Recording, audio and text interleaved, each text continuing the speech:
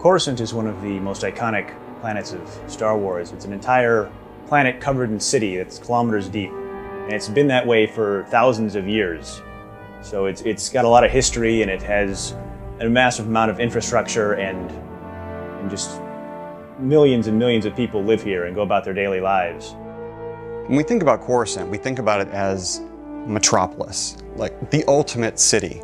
Any big city, one of the things that's most exciting about it is the massive amount of variety, both in terms of the people who live there, in terms of the environments, the neighborhoods, in terms of all the different things you can see and do in a city. So it was really important to us in developing Coruscant, like this isn't just a city, it's a city world. And that's why we had to create just a massiveness and a depth and a vastness that you would almost get there and be astounded and feel small the first time you walked into Coruscant. In designing Star Wars worlds, you always start with something true to life, and you change it just a bit. Now the difference between Coruscant is like, you're not changing it just a bit, you're changing it a lot. You're going the distance both directions. Whereas you might have, 50 stories on a building. What would that building look like if it was 1,000 stories? What would the Senate look like 3,000 years prior to the prequels? So there is a little bit of pulling elements from the movies, a little bit of pulling elements from the artistic ideas that some of the other artists have had. But then taking those elements and marrying them into stuff that exists in real life and stuff that has been already established in the KOTOR franchise. Some of the first major differences with Coruscant over any other planet, the obvious ones are there's absolutely no terrain on this planet. Zero. That in itself brings up a lot of interesting dilemmas. We have to think of how to build a planet with no terrain. Building a planet from the ground up is a major issue. The main building block is terrain. How do we build it without that? What we did is basically go through iteration after iteration after iteration just to build the space. The scale of Coruscant is massive. A lot of games have cities and a lot of games have huge areas, but no game has done this combination of the two, a huge city area, like to the degree that we have. In designing Coruscant, there was a little bit of story involvement in that the Sith have recently returned from deep space and have sacked Coruscant.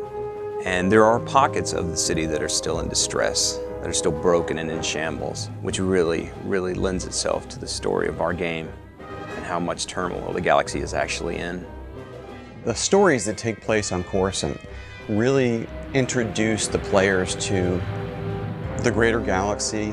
They introduce the player to the role of the Jedi in the greater galaxy, the role of the Republic in the greater galaxy, the state of the Republic in the greater galaxy.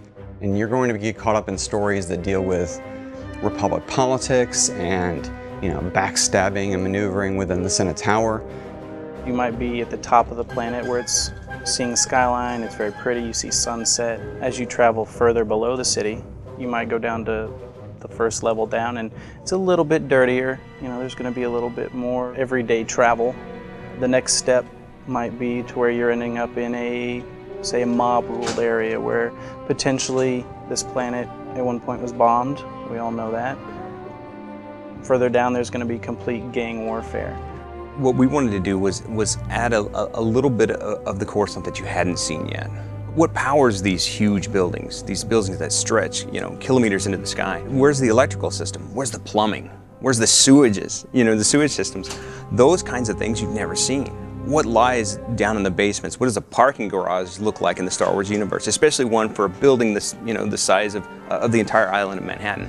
So it was taking those ideas, taking those worldly sort of ideas of New York and turning them on their ear, really going the distance, dropping it way down, building it up way high, and making certain that we're giving the player a chance to see things that they've never seen in Coruscant before.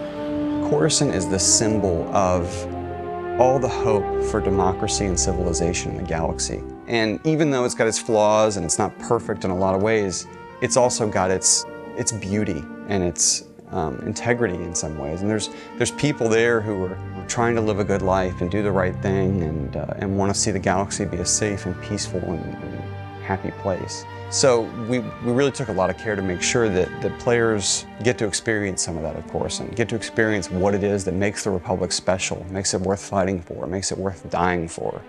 One of the great things about Coruscant is that there's something for everybody. The socializers can hang out in the spaceport in the Galactic Senate and meet people as they come and go.